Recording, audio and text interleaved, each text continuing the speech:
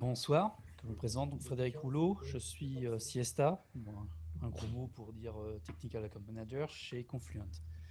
Est-ce que tout le monde situe Confluent?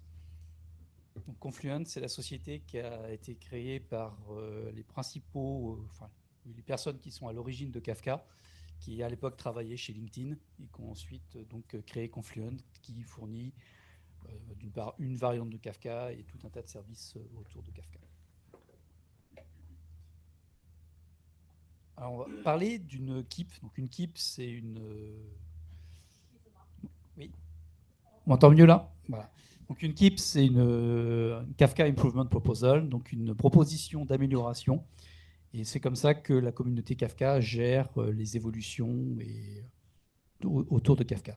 Donc, il y a la KEEP 932 qui est Q for Kafka. Alors, c'est un nom qui est volontairement un peu provocateur. C'est le principal contributeur Andrew Scofield qui a voulu un peu provoquer, puisque Kafka, justement, n'est pas un système de queue, même si on va voir la KEEP introduit des paradigmes qui sont assez proches.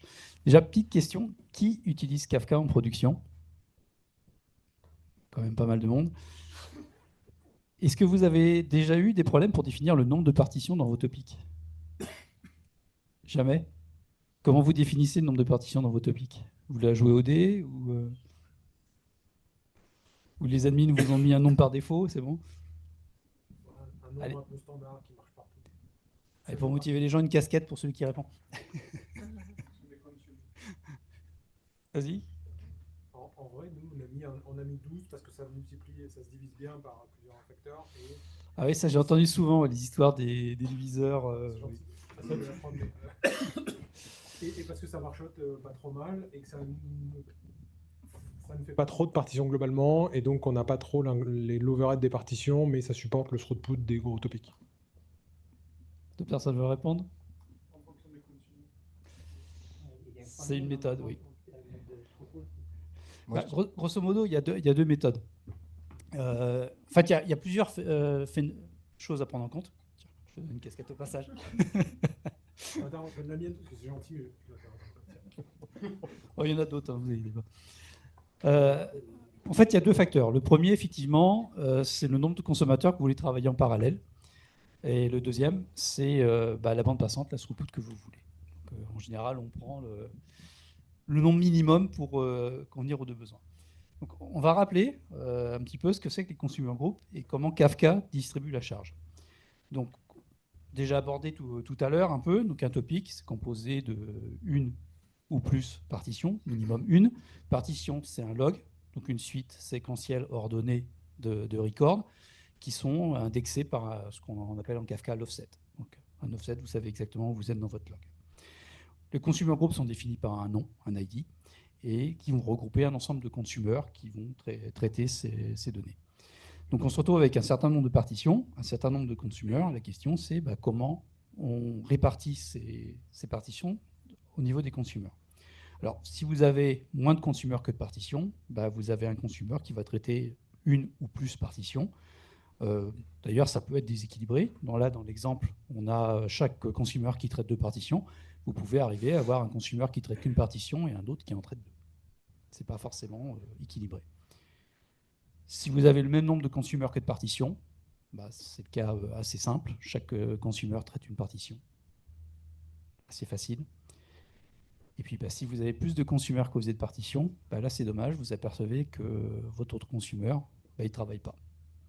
Ça peut être bien pour faire du failover, de la haute dispo, mais ça ne va pas vous aider à traiter votre charge. Et donc, en fait, c'est un des principaux problèmes, en tout cas, première question que se posent les gens quand ils utilisent Kafka en production, c'est comment je définis mon nombre de partitions et voilà, comment je le fais. Surtout qu'il y a un gros problème en Kafka, c'est est-ce que vous avez essayé de changer le nombre de partitions d'un topic? Est-ce que vous essayez de l'augmenter? Pire, est-ce que vous essayez de la réduire?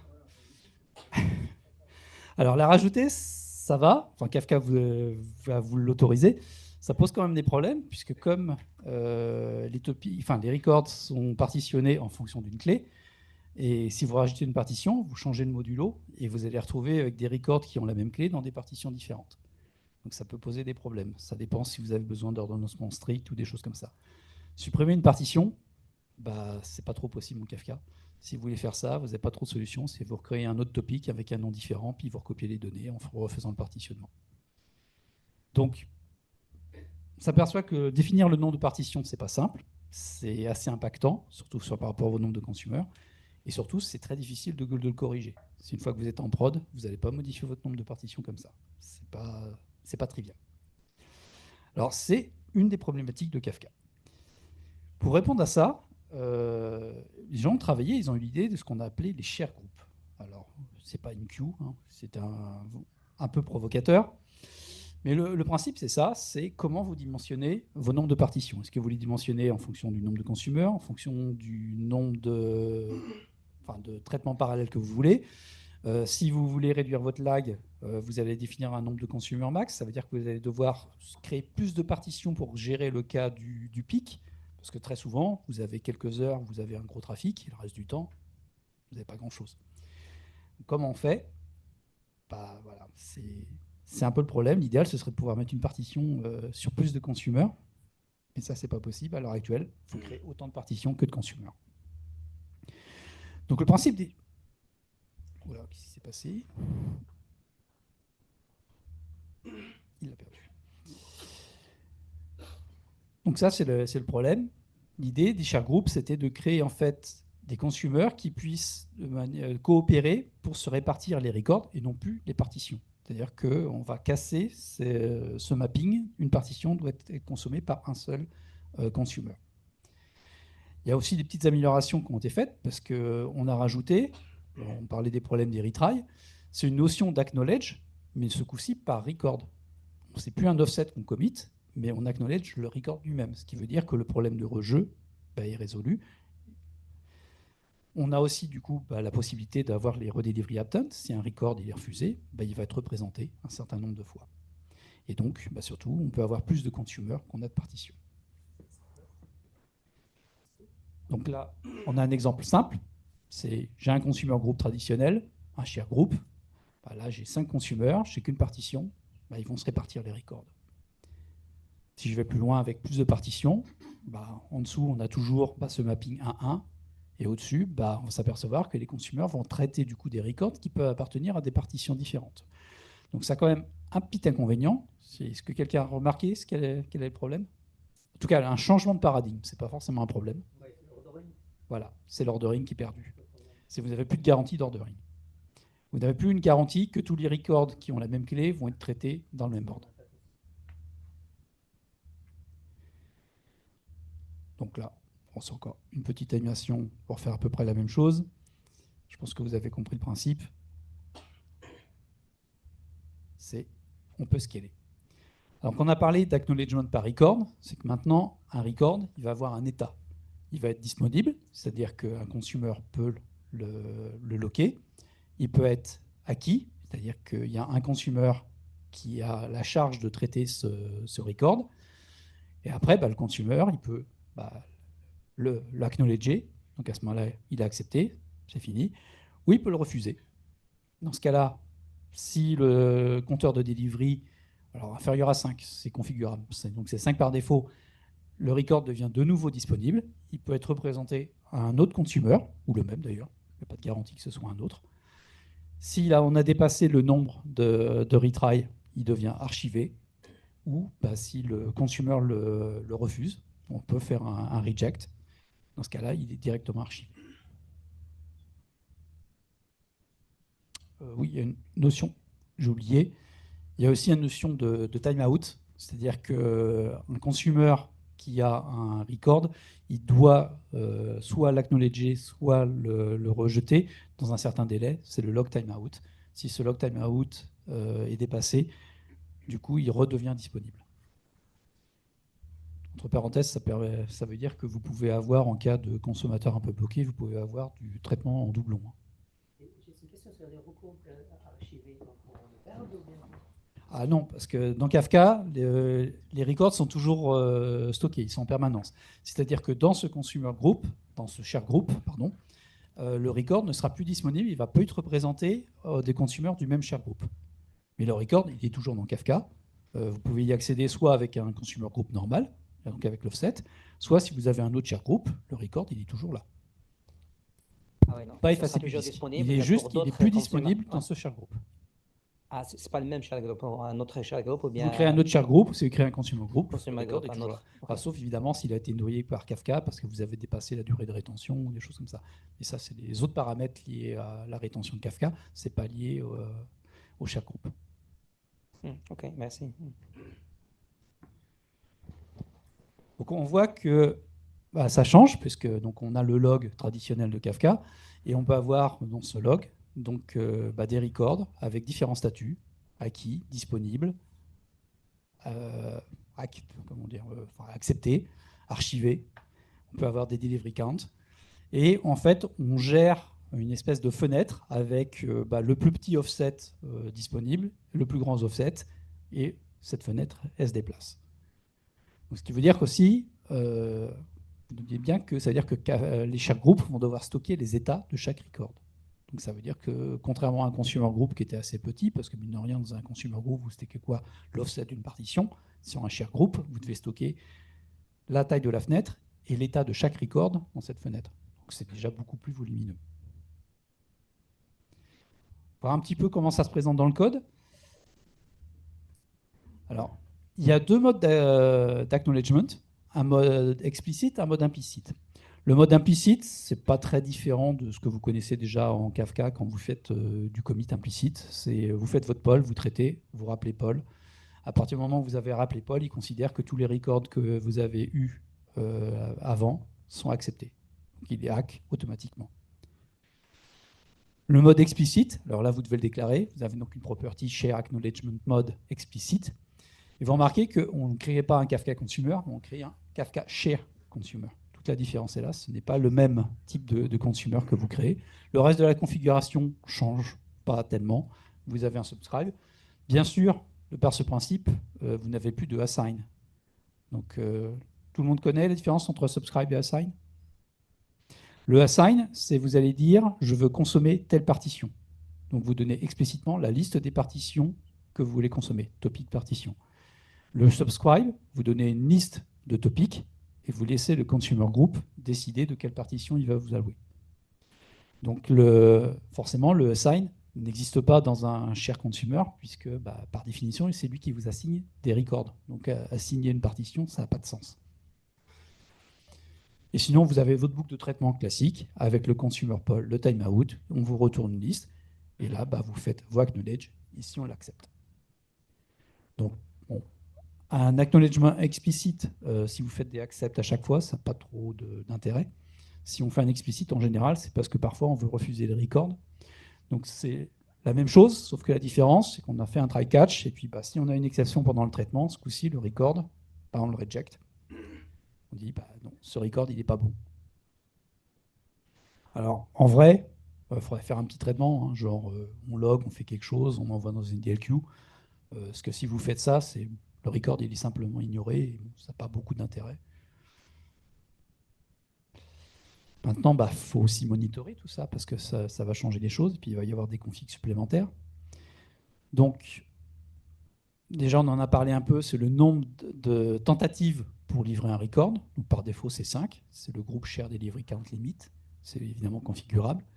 Vous avez aussi la durée max du lock, c'est-à-dire quand un record est acquis par un consumer, le temps qu'a ce consumer pour répondre, en fait, soit le acknowledger, soit le refuser. Par défaut, c'est 30 secondes. Et vous avez aussi le nombre max de records qu'on peut assigner. Vous savez, j'ai parlé d'une fenêtre, vous avez le plus petit offset, le plus grand offset. C'est ce qui définit plus ou moins la taille du share group, parce que c'est le nombre d'états qu'il va devoir stocker dans le share group. Par défaut, c'est 2000. On va voir, vous pouvez être amené à l'augmenter, ça a des impacts sur la performance, ça a aussi des impacts sur la mémoire, donc pas négligeable. Pour monitorer tout ça, il y a des nouvelles métriques. Donc, vous avez l'acquisition log timeout. Ça peut être intéressant de voir si vous avez beaucoup de timeout dans les traitements. Le nombre de messages in-flight, je pense que ça parle de soi, c'est le nombre de messages qui ont été assignés, qui sont en cours de traitement. Et vous avez un ratio qui est le ratio entre le nombre de requêtes et le nombre de fetch. Parce que c'est bien, on peut augmenter le nombre de consumers, mais ça peut être intéressant de savoir, ces consumers, combien de données ils ont. Parce que si vous créez 100 consumers, finalement, vous en apercevez qu'il n'y en a quand même que 10 qui travaillent, parce que vous avez peut-être un problème aussi dans votre dimensionnement. Donc il y a cette métrique. Donc en fonction du ratio, ça peut vous donner une idée si vous avez trop de consumers, si vous avez trop de locks, si vous n'avez pas assez de partitions. C'est des choses à regarder. On va passer rapidement. Une petite idée sur les performances. Donc, là, on a plusieurs graphes avec différentes fenêtres type of tent record block. Donc 2000, la valeur par défaut. Donc là, il y a 4000 jusqu'à 10 000. Et avec un différent nombre de consumers. Ce qui est assez amusant, je n'ai pas trop l'explication. Il faudrait que je pose la question à Andrew s'il l'a. C'est entre 64 et 128, on voit qu'il y a une baisse de performance. Donc je suppose qu'à partir d'un moment, il y a trop de concurrence en fait du nombre de consumers pour avoir des records et que du coup on perd en efficacité parce que du coup je pense qu'on va avoir un overhead protocolaire qui prend un peu le dessus. Sinon on voit que évidemment, ce qui paraît un peu évident, mais plus on augmente la taille de la fenêtre, plus les perfs augmentent. D'ailleurs pas forcément dans des proportions énormes parce qu'on voit, bon, à part le 2000 qui reste assez bas, on voit qu'entre 4000 et 8000, tant qu'on reste dans un nombre raisonnable de consumers, ça ne change pas grand-chose. Après, 10 000, il y a un autre gap. Donc, l'implémentation est encore un peu nouvelle, chose que je n'ai pas précisée.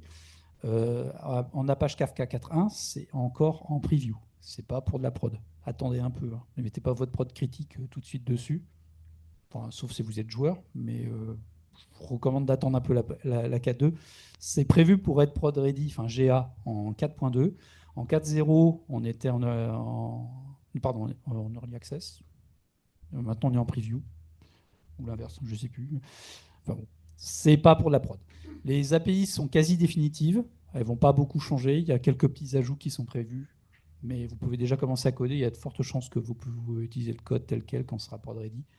Mais il y a encore des petits bugs à corriger, des petites améliorations et de la perf. Et même en 4.2, ce n'est pas dit qu'on soit dans les perfs optimum. Je pense qu'il y a encore pas mal d'optimisations qui seront à faire.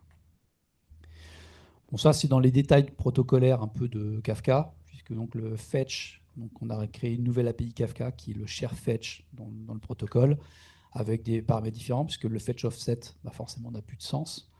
Le max record a été rajouté, parce qu'avant, on avait un max bytes, ça ne faisait pas trop de sens non plus. Puis bon, le partition max bytes qui a été rajouté. Bon, ça, c'est un peu des détails. Alors, on a parlé un peu par record, mais je pense que vous vous doutez que si Kafka faisait réellement record par record, ce ne serait pas super efficace. Donc en fait, quand il assigne à un consumer des records, il assigne un batch de records, par record, mais un range. Donc il y a quelques records à chaque fois, pour des raisons d'efficacité. Ça, je dirais, c'est plus des détails d'implémentation. C'est transparent pour vous, c'est juste pour votre culture, c'est... Évidemment, pour des raisons d'efficacité, on ne fonctionne pas sur la base du record. Maintenant, c'est pas le silver bullet, ça résout pas tout, c'est pas parfait. On met Q for Kafka un peu par provocation. Ce n'est pas une implémentation d'une Q au sens JMS, et donc on a des limitations. Donc le premier, c'est ça. Ça reste des API Kafka. Ce n'est pas une implémentation JMS. L'API n'est pas du tout une API JMS. D'ailleurs, ça n'implémente pas toutes les fonctionnalités que vous avez sur du JMS. Par exemple, il n'y a pas de sélecteur, il n'y a pas de delivery, de delay delivery, je ne sais pas comment traduire. Voilà, il y a plein de fonctions qui ne sont pas. Donc, n'espérez pas remplacer dans votre code le JMS, mettre Q for Kafka et dire je recompile et c'est bon. Non, ce n'est pas le but. Le but de cette équipe, c'était vraiment de résoudre le problème de dépendance entre le nombre de consommateurs et le nombre de partitions pour simplifier la distribution dans les cas où l'ordonnancement n'est pas un prérequis. Ce n'est pas de remplacer JMS ou de réinventer du MQ ou des choses comme ça. Ça peut faciliter les transitions, c'est-à-dire que si vous avez des implémentations qui sont basées sur des paradigmes de Q comme JMS, les passer sur Kafka avec cette équipe, ça facilitera le travail. Parce que, entre autres, je pense surtout à l'acknowledgement par record. C'est un gros problème. Vous avez une appli qui a été désignée pour du JMS, vous l'avez passée sur Kafka.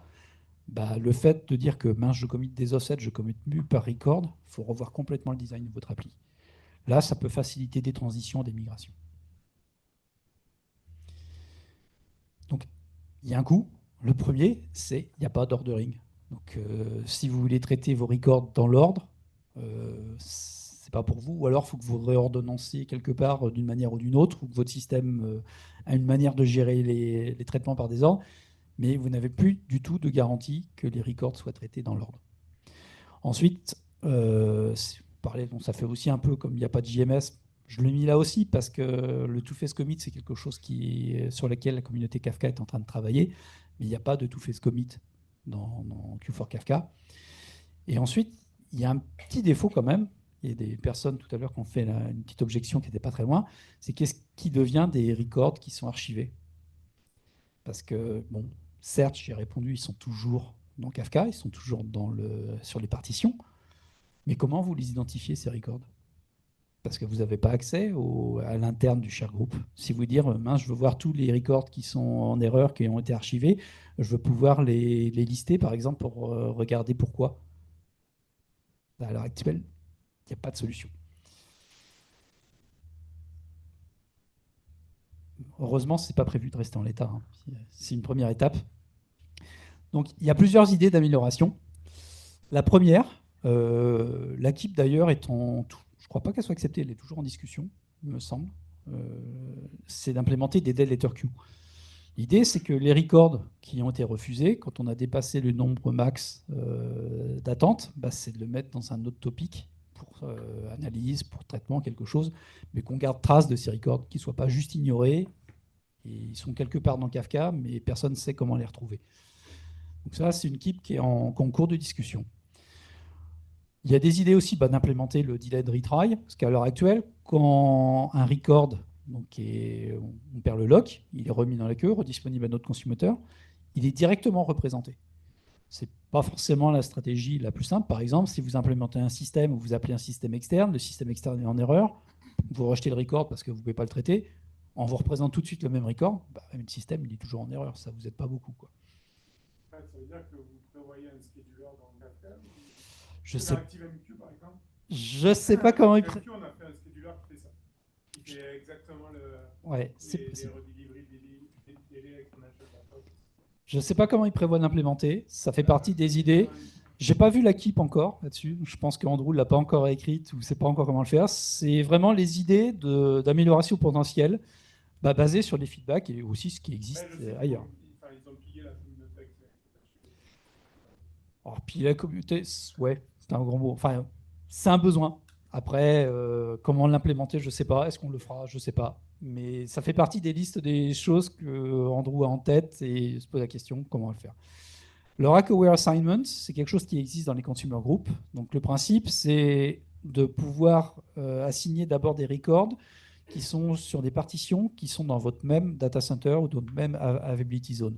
Si vous avez plusieurs availability zones, plus multi-DC, ça peut être intéressant. C'est des choses qui existent, qui n'existent pas sur les share groups, qui ont peut-être une idée d'amélioration. L'Exactly Once, pour l'instant, il n'y a pas de transaction sur l'acknowledgement, donc ça pourrait être quelque chose à rajouter. Et le key-based ordering, c'est une idée, c'est pourquoi est-ce que les records qui ont le même clé, on n'essaierait pas de les présenter toujours au même consommateur, pour justement avoir un semblant d'ordering. Alors, ce n'est pas si simple que ça. C'est une vague idée, parce que qu'est-ce qui se passe si vous rajoutez des consommateurs? Qu'est-ce qui se passe si vous avez des consommateurs qui disparaissent? Donc, c'est le genre de feature qui soulève autant de questions qu'elle n'en résout. Donc, c'est voilà. À part la Deleter Queue, les autres, pour ma connaissance, sont qu'en stade de vague idée. Si vous voulez participer, la mailing list de dev de Kafka, elle est ouverte. Vous pouvez contribuer. Des questions?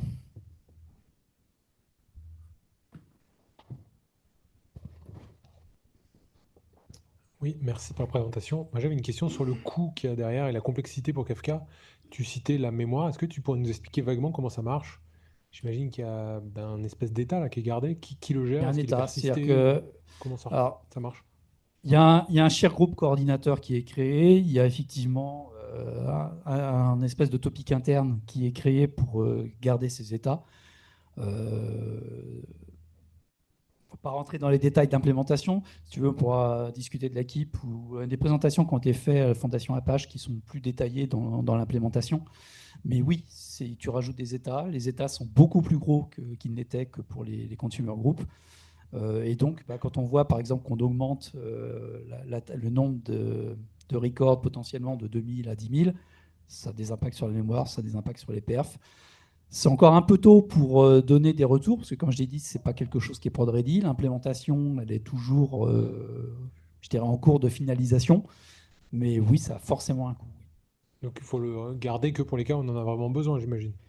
Si c'est pour utiliser les cas déjà où tu as besoin d'ordonnancement, ce n'est pas nécessaire. Si tu sais comment gérer ta distribution au niveau de tes consommateurs avec les mécanismes de partition traditionnels, c'est quand même beaucoup plus efficace. C'est ce qu'a fait un peu le succès de Kafka. C'est ce système de log assez simple. C'est basique, c'est très efficace. C'est quelque chose. Malheureusement, ça ne permet pas de gérer tous les cas. Il y a des cas où, par exemple, on a des clients qui ont besoin d'avoir une charge dynamique, c'est-à-dire qu'ils ont des heures de pointe où ils ont le lag qui augmente, ils ont besoin d'augmenter leurs consommateurs. Et actuellement, c'est vrai que, sauf à surdimensionner ton nombre de partitions, c'est pas possible. Ok, je vois l'idée, merci. Je peux lancer le micro à la prochaine question. Attention aux gens à côté. Oula.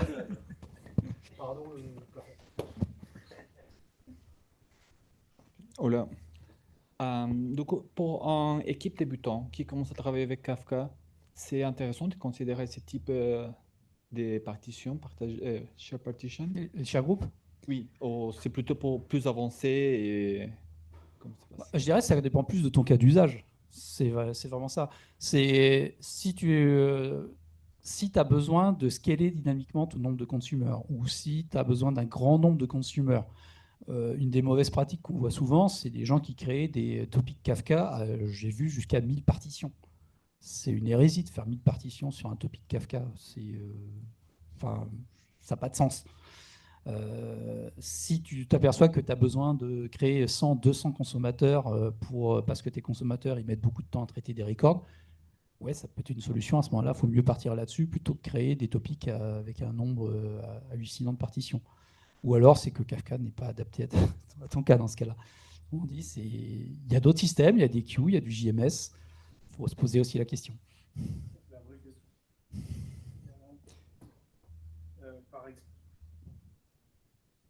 Par expérience, il y a un abus de Kafka pour des use cases où il n'a aucun intérêt. Et les gens ne connaissent pas ActiveMQ, Artemis ou des choses comme ça qui sont faits vraiment pour faire du queuing. Et ils veulent absolument faire du queuing avec Kafka, alors que ça n'a pas de sens, quoi. Alors que Kafka est super pour tout ce qui est PubSub, il est fait pour ça, ou les record logs. Mais pour du queuing, c'est pas du tout adapté, quoi, par rapport à du pur JMS ou autre, MQTT ou autre, qui est fait pour ça. C'est pour ça que je plaisantais un petit peu au début avec Q4Kafka. C'est un peu Andrew Scofield, c'est le gars de l'ingénierie qui est chez nous, qui est la principale personne qui a contribué à cette équipe. Et il a volontairement nommé Q4Kafka en provocation. On a pas mal échangé avec John aussi. Une dernière question. Bon, merci pour la présentation. J'ai une question pour la partie Kafka. Est-ce que Kafka qui supporte les cryptages de bout en bout? Qui supporte, pardon, je sais pas. Le cryptage des messages de bout en bout. Alors, il y a des solutions, à ma connaissance, pas dans Apache. Confluent a des solutions là-dessus. Je pense que nos concurrents en ont également. Je ne sais pas s'il y a des choses open source qui existent dans Apache. Pas dans Kafka Apache. Ouais, pas dans... Raven, ils ont fait leur truc. Ouais. Ma connaissance sur tout ce qui est encryption, il n'y a que des implémentations propriétaires. Ah, okay. Je ne suis pas au courant de solutions dans la communauté Apache. Après, il y a... Je sais que Red Hat, notamment, pour avoir discuté avec Michael, ils ont fait des trucs aussi à eux qui prévoyaient de donner, ouais, ça me semble, mais que c'est tombé à l'eau, quoi.